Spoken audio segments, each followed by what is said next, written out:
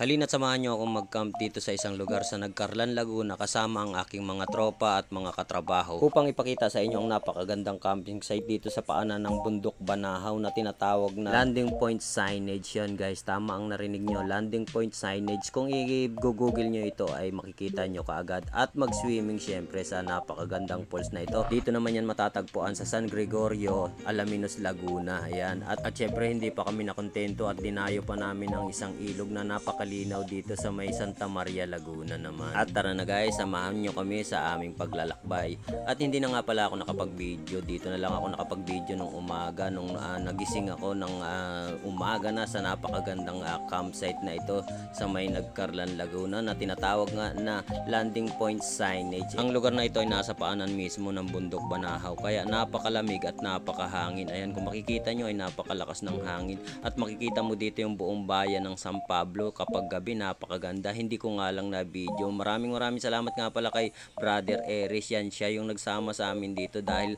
alam niya dito at lagi siyang nagka-camp dito, si Brother Eris. Salamat sa iyo at shout out sa iyo, Brother Eris. Ayan nga pala yung mga iba kong kasama, yung mga katrabaho ko, mga tropa ko. At ayan si Reven Tattoo TV. Sikat yan, kung kilala niyo si Reven Tattoo TV, kilala na yan na bilang magtatato sa social media. At eto naman si Bayabas TV na sumama rin sa amin. Buti pinayagan ng kanyang asawa. Joke lang. At sayang at hindi ko na ipakita nung gabi yung mga kaganapan namin dahil sobrang saya talaga at nag-enjoy kami. Kaya wala na akong naisip. Hindi ko na baga naisip na mag-video. Kaya eto na, yung umaga na lang saka ako nag-video. At napakaganda talaga ng umaga dito kung makikita nyo yung background sa bundok. Kaya pag naranasan mo mag-camp dito sa lugar na to, ay talaga mawawala talaga lahat ng mga problema mo. Puro ngiti na lang ang makikita mo. Ayan, kung makikita mo si Bayabas TV, talagang sayang saya siya. At dito ay naghanap ako na syempre ng machichicha. Yan nga, may mga bayabas ako nakita.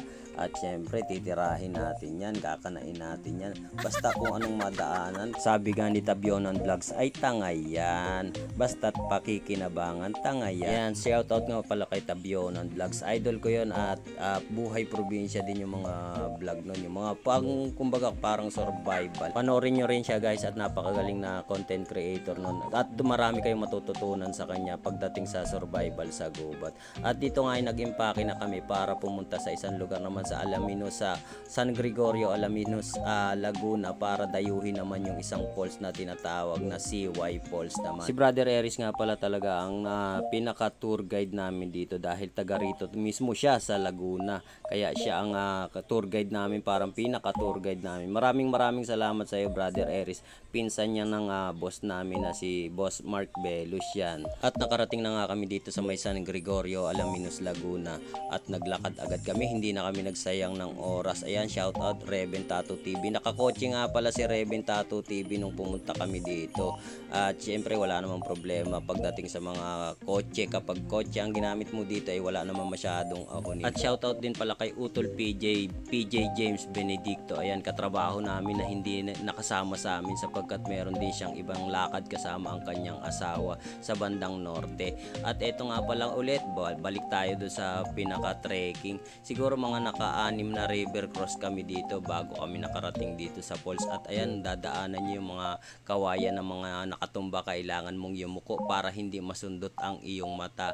At nakarating na nga kami dito sa napakagandang falls na to na CY Falls na tinatawag. Ganyan ang sitwasyon niya, malinaw pa nung hindi pa natutubugan ng mga kalabaw. Nung natubugan ng mga kalabaw, ganyan na ang kulay. Makikita nyo, kulay chocolate na nung natubugan na ng mga kalabaw. At talagang nag-enjoy din kami dito sa falls na ito dahil kahit maliit ay napakagandang falls, hindi masyadong dayuhin ng mga tao. At hindi nga pala ito pwedeng puntahan kung wala kang kasamang mga lokal dito na katulad ni Brother Eris na taga rito at kanyang barkada dahil pinagbabawal ng mga taga rito na puntahan ito ng hindi mga kilalang mga tao sapagkat pinangangalagaan din nila syempre yung yaman na meron sila dito sa may San Gregorio, Alaminos, Laguna.